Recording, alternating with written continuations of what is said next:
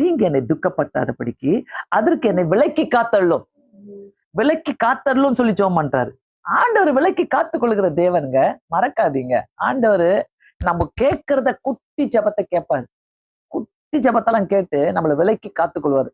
நம்மள சுத்திலும் ஏதோ ஏதோ போகம்தான். எல்லாம் மிருகங்களு, ஊரும் பிராணிகளு எல்லாம் போவோம் தான். ஆனா வீட்டுக்குள்ள கூட அது வராதபடி கத்தர் காத்துக்கொள்வார். யார் பாதுகாத்துக் கொள்றா? அவர் தான் பாதுகாத்துக் கொள்றாரு, நம்ம இல்ல. நீங்க எத்தனை வாட்ச்மேனை போட்டாலும் வாட்ச்மேன் உட்காந்து தூங்கிட்டு தான் இருப்பாங்க வெளியில உட்காந்துக்கிட்டு. ஆனா கத்தர் நம்மள தூங்காத தேவன். எனக்கு ஒத்தாசை வரும் பர்வதங்களுக்கு நேராக என் கண்களை ஏறெடுக்கிறேன். வானத்தையும் பூமியும் உண்டாக்கின கத்தரிட்டு இருந்து எனக்கு ஒத்தாசை வரும். என் காலை தள்ளாட ஒட்டார். என்னை காக்கிறவர் உறங்கார். ஆமே.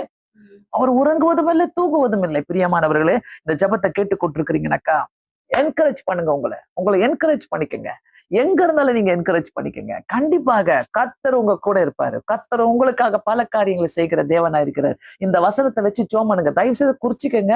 சிலர்லாம் கண்டினியூஸா பார்த்துக்கிட்டே இருக்கிறீங்க வித்தவுட் ஃபெயிலியர்.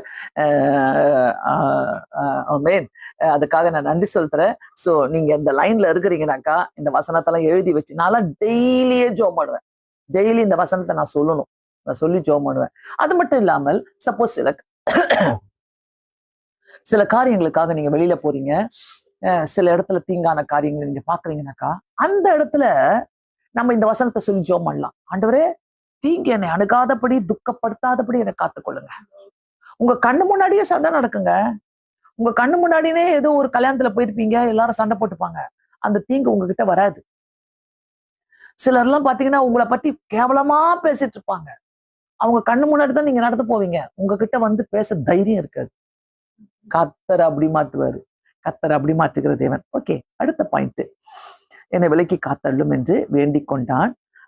அந்த லைன் தான் எனக்கு கடைசி லைன் தான் ரொம்ப பிடிக்கும். அவன் வேண்டிக் கொண்டதை தேவன் அருளினார்.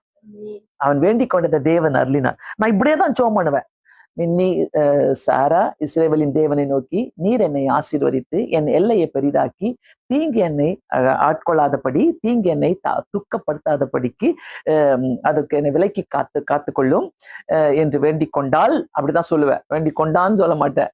அதை நான் படிக்கும் போது வேண்டிக் கொண்டால் அவன் வேண்டிக் கொண்டதை தேவன் அருளினார். அவள் வேண்டிக் கொண்டதை தேவன். இப்படிதான் நான் சொல்லி ஜெபம் பண்ணுவேன். சோ பிரியமானவர்களே, இந்த மாதிரி சில டிப்ஸ் எல்லாம் வாழ்க்கையில ஆவிக்குரிய டிப்ஸ் எல்லாம் உங்களுக்கு தேவை.